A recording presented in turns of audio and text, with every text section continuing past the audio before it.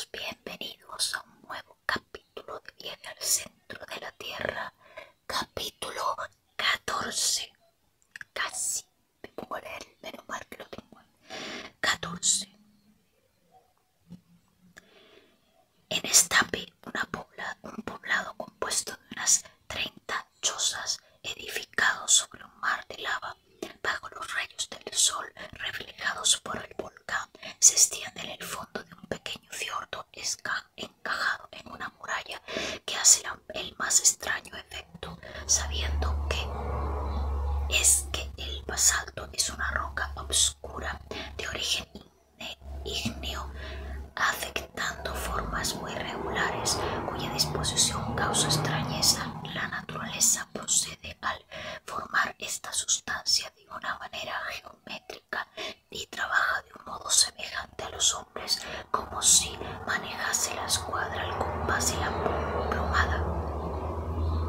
Si en todas sus obras, manifestaciones desarrolla su arte formando moles inmensas y deformes, conos apenas esbozados, pirámides imperfectas cuyas líneas generales no obedecen a un plan determinado por lo que respecta al basalto, queriendo dar sin duda un ejemplo de regularidad y adelantándose a los arquitectos de las primeras edades, ha creado un orden severo que ni los esplendores de Babilonia ni las maravillas de Grecia han sobrepujado jamás. Había oído hablar de la calzada de los gigantes de Irlanda y de la gruta de Fingal en una de las islas del grupo de las Hébridas, pero el aspecto de una estructura basáltica no se había presentado nunca a mis ojos. En Estape este fenómeno se ofrecía en todo su hermoso esplendor. La muralla del fondo, como toda la costa de la península, se hallaba formada por una especie de columnas verticales de unos 30 pies de altura.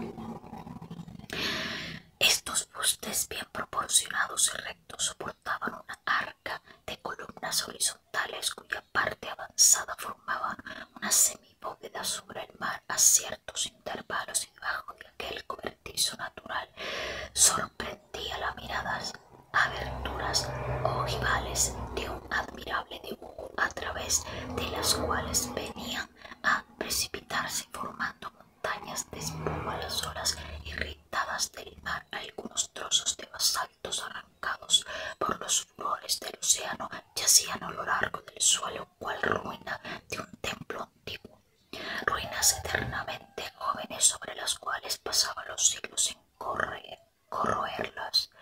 Tal era la última etapa de nuestro viaje terrestre. Hans nos había conducido a ella con probada inteligencia y me tranquilizaba la idea de que nos siguiera acompañando.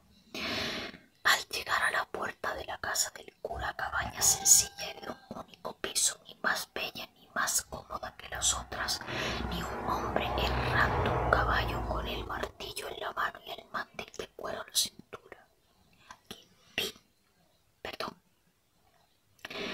Salventur, le dijo el cazador.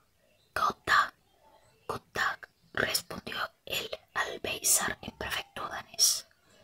Kierkegaard, dijo Hans, volviéndose hacia mi tío. El rector repitió este último. Me parece, Axel, que este buen hombre es el cura.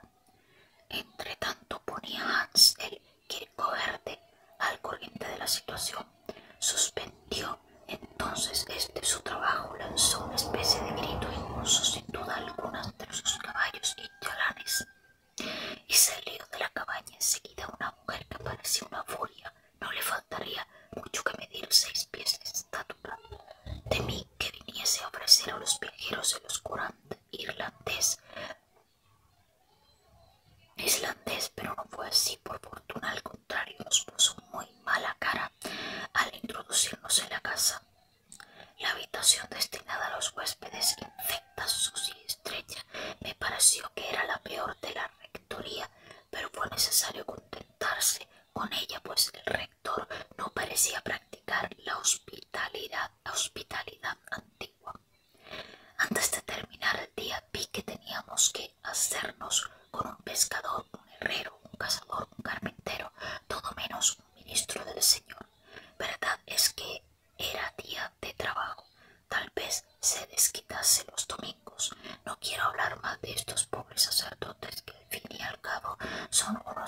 países reciben del gobierno danés una asignación ridícula y perciben la cuarta parte de los diezmos de sus parroquias, lo que en total ni llega a sumar 60 marcos.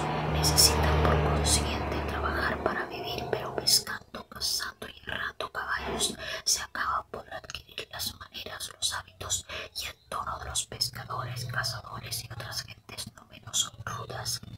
Y por eso aquella misma noche advertí que entre las virtudes del párrafo no se hallaba la de la templanza. Que por cierto, discúlpenme porque yo no sé danés, no sé ¿qué otra era? Latín, inglés malamente, francés tampoco, así que hago lo que puedo con la traducción, bueno, con la pronunciación, ni siquiera traducción. Bueno, mi tío no tardó en darse cuenta de la clase de hombre con quien tenía que habérselas.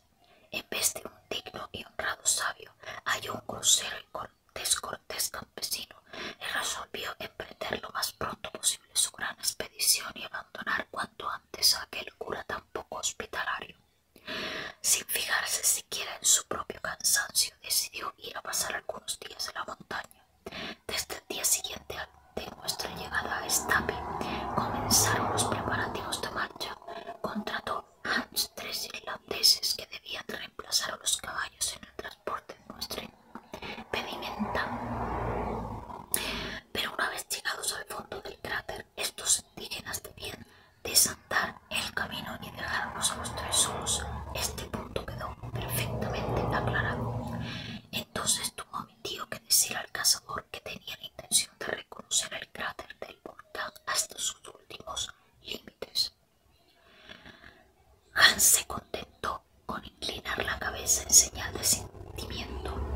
El ir a un sitio o a otro, el recorrer la superficie de su isla o descender a sus entrañas, le era indiferente del todo.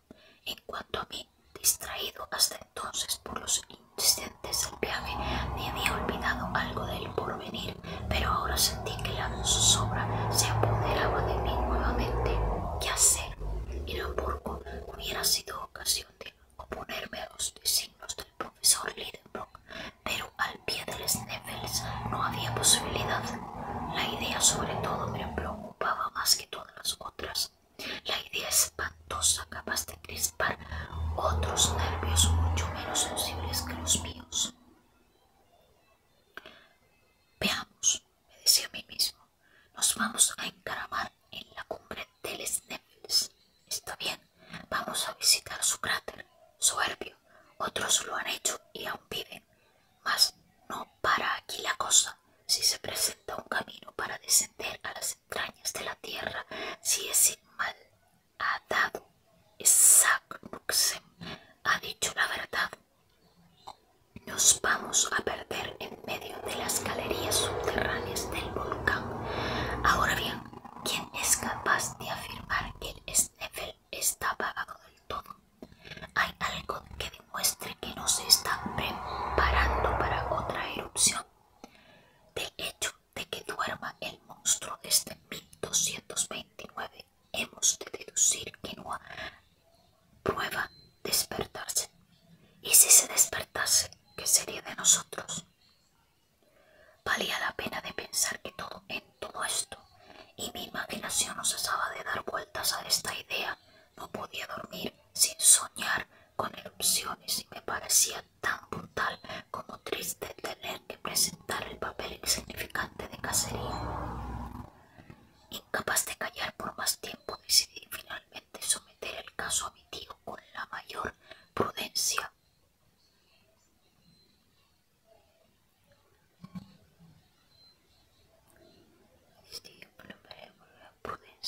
Posible y en forma de hipótesis perfectamente irrealizable.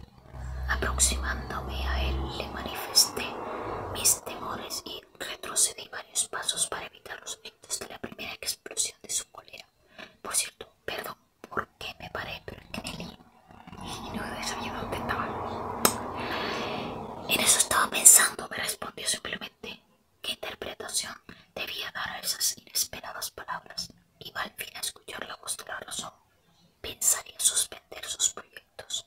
No sería verdad tanta belleza. Tras algunos instantes de silencio que no me atreví a interrumpir, añadió: sí, en eso estaba pensando desde nuestra llegada a Stapi.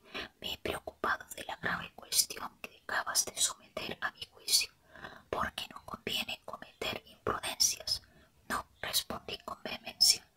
Hace 600 años que el Nevers está mudo, pero puede hablar otra vez. Ahora bien, las erupciones volcánicas van siempre precedidas de fenómenos perfectamente conocidos. Por eso, después de interrogar a los habitantes del país y de estudiar el terreno, puedo asegurarte, Axel, que no habrá por ahora erupción. Dudas de mis palabras. Al oír estas palabras me dejaron estupefacto y no pude hablar, replicar. Dudas de mis palabras, me dijo mi tío. Pues sígueme. Obedecí maquinalmente. Al salir de la rectoría, tomó el profesor un camino directo que, por una abertura de la muralla balsática, se alejaba del mar. No tardamos en hallarnos en campo raso, si se puede dar ese nombre a un inmenso montón de deyecciones volcánicas. Los accidentes del suelo parecían como borrados bajo una lluvia de piedras, de lava, de basalto, de granito y de toda clase de rocas pirocénicas. Véanse de trecho en trecho ciertas columnas de humo elevarse dentro de la atmósfera. Estos vapores blancos llamados reikir en islandés procedían de manantiales termales y su violencia indicaba la actividad volcánica del suelo, lo cual me parecía confirmar mis temores. Júzguese pues cuál no sería mi sorpresa cuando mi tío me dijo: ¿ves esos humos, Axel? Pues bien, esos nos demuestran que no debemos temer los furores del volcán. ¿Cómo puede ser eso?, exclamé. No olvides lo que voy a decirte, prosiguió el profesor. Cuando una erupción se aproxima, todas estas humaredas redoblan su actividad para desaparecer por completo mientras subsiste el fenómeno, porque los fluidos elásticos, careciendo de la necesaria tensión, toman el camino de los cráteres en lugar de escaparse a través de las fisuras del globo. Si pues estos vapores se mantienen en su estado habitual, si no aumentan su energía, y si se añades a esta observación que la lluvia y viento son reemplazados por un aire pesado y en calma, puedes desde luego afirmar que no habrá erupción próxima. Pero basta, cuando la ciencia ha hablado no se puede replicar. Volví a la rectoría con las orejas gachas. Mi tío me había anotado con argumentos científicos. Anonadado con argumentos científicos, sin embargo, todavía conservaba la esperanza de que al bajar al fondo del cráter nos fuese materialmente imposible el proseguir la endiablada excursión, por no existir ninguna galería a pesar de las afirmaciones de todos los sacanusos del mundo. Pasé la noche inmediata sumido en una horrible pesadilla en medio de un volcán, y desde las profundidades de la tierra me sentí lanzado a los espacios interplanetarios en forma de roca eruptiva. Al día siguiente, Hans nos esperaba con sus compañeros cargados con nuestros víveres, utensilios e instrumentos. 2 bastones cerrados, 2 fusiles, 2 cartucheras nos estaban reservados a mi tío y a mí. Nuestro guía, que era un hombre precavido, había añadido a nuestra inmediata un odre lleno que, unido a nuestras calabazas, nos aseguraba agua para 8 días. Eran las 9 de la mañana. El rector y su gigantesca furia esperaban delante de la puerta, deseosos sin duda de darnos su último adiós, pero este adiós tomó la inesperada forma de una cuenta formidable en la que se nos cobraba hasta el aire, bien infecto, por cierto, que habíamos respirado en la casa rectoral. La dignísima pareja nos desolló como un hostelero suizo, cobrándonos a precio fabuloso su ingrata hospitalidad. Mi tío pagó sin regatear. Un hombre que partía para el centro de la tierra no había de parar la atención en unos miserables rituales. Arreglado este punto, dio Hansel la señal de partida y algunos instantes después habíamos salido de Stapi. Bueno, termino el capítulo 14. Voy a revisar el capítulo 13 porque me pareció que